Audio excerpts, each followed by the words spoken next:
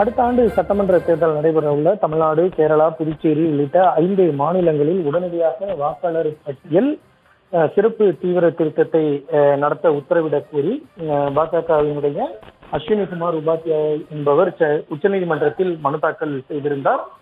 அந்த மனுவில் அடுத்த ஆண்டு தேர்தலை சந்திக்க உள்ள தமிழ்நாடு, அசாம், கேரளா, மேற்கு வங்கம் மற்றும் புதுச்சேரியில் இந்த வாக்காளர் பட்டியலுக்கான சிறப்பு தீவிர திருத்தத்தை நடத்த தேர்தல் ஆணையத்திற்கு உத்தரவிடுமாறும், நாடு முழுவதும் இதுபோன்ற வாக்காளர் பட்டியல் சிறப்பு தீவிர திருத்தத்தை மேற்கொள்ள உத்தரவிடுமாறும் அந்த மனுவில் கோரிக்கை விடுக்கப்பட்டுள்ளது. இந்த ஆண்டு இறுதியில் தேர்தல் நடைபெற உள்ள பீகாரில் வாக்காளர் பட்டியல் சிறப்பு தீவிர திருத்தம் மேற்கொள்ளப்பட்டதை சுட்டிக்காட்டி இந்த மனுவானது தாக்கல் செய்யப்பட்டிருந்தது.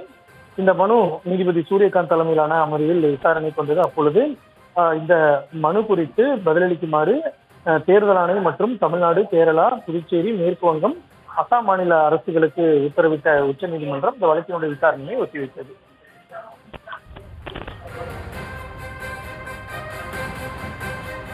விவரங்களுக்கு நன்றி மதியழகன்.